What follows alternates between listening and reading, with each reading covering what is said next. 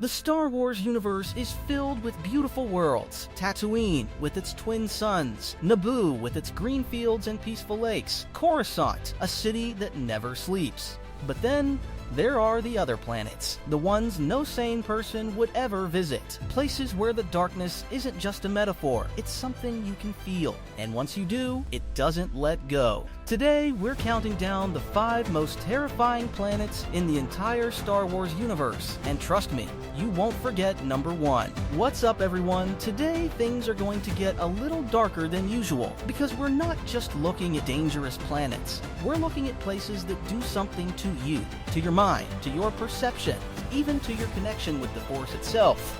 These aren't just locations, they're experiences, and every single one of them leaves a mark. Let's get into it. Number 5, Dathomir.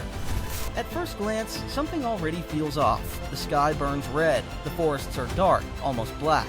The entire landscape looks unnatural, as if it has been shaped by something hostile. Dathomir isn't just dangerous, it feels alive. But not in a comforting way. This is the home of the Night Sisters, an ancient order of Force-wielding witches who use a form of power very different from the Jedi or the Sith. They call it magic. And it's not clean, it's not controlled. It's raw, ancient, and deeply unsettling. On Dathomir, death doesn't always mean the end. The Night Sisters have been shown to reanimate the dead, creating armies of warriors that continue to fight without pain or hesitation. Their leader, Mother Talzin, didn't just use the Force. She reached into something older, something the Jedi didn't have a name for. And the zombie warriors she created couldn't be reasoned with. They couldn't be frightened. They simply kept coming. What makes that so unsettling isn't just the visual, it's the implication. That on Dathomir, dying doesn't necessarily end your role in the fight. And then there's Darth Maul. He was born here, raised in this environment, shaped by it. If even someone like Maul eventually left this world behind, that tells you everything you need to know. Dathomir doesn't just feel dangerous, it feels wrong. Number 4, Mortis. And this one isn't even a planet in the traditional sense, which is exactly what makes it so terrifying. Mortis is a mysterious realm that appears to exist outside normal space, and possibly outside conventional time as well. When Anakin, Obi-Wan, and Ahsoka arrive there in the Clone Wars, they don't just enter a location, they enter something that operates by completely different rules. A place where the Force itself takes physical form. 3 powerful beings inhabit Mortis: the father, who represents balance, the daughter, who embodies the light, and the son, who represents the dark side. And when their balance is threatened, the consequences extend far beyond Mortis itself. What makes this place so disturbing isn't just its power, it's how reality begins to break down. Time behaves unpredictably. Visions blur with reality.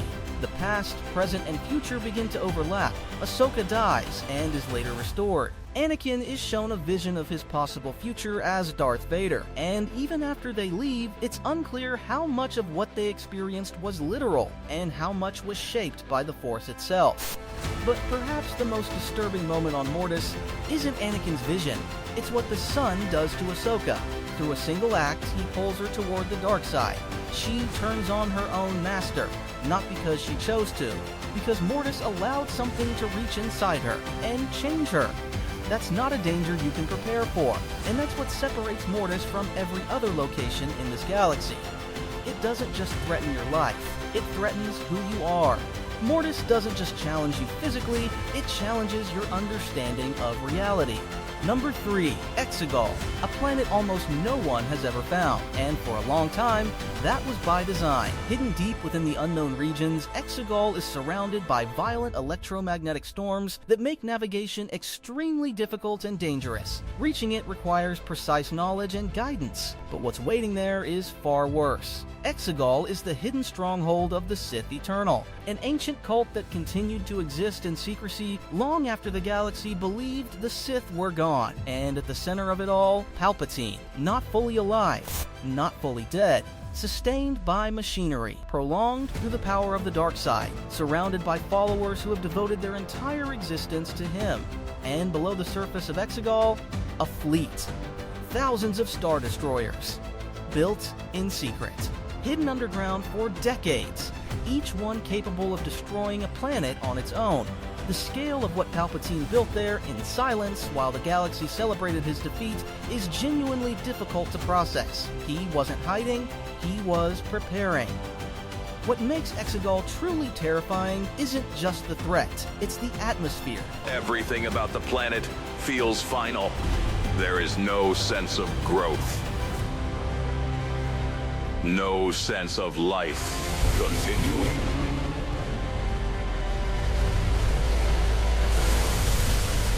Only decay and purpose. When Palpatine declares, "I am all the Sith," Exegol gives that statement weight, because it feels like generations of Sith presence have been concentrated into one place. Number 2, Moraband, also known as Korriban, the ancient homeworld of the Sith, but not in a peaceful or historical sense. This is where their legacy still lingers. Moraband is a barren desert world, endless red landscapes, ancient tombs carved into the rock, and beneath them, the remains of some of the most powerful Sith to ever exist. The Valley of the Dark Lords is filled with massive mausoleums, but the Sith buried there are not entirely gone. Their presence can still be felt through the Force, and in some cases, their influence remains. One of those tombs belongs to Darth Bane, the architect of the entire modern Sith Order.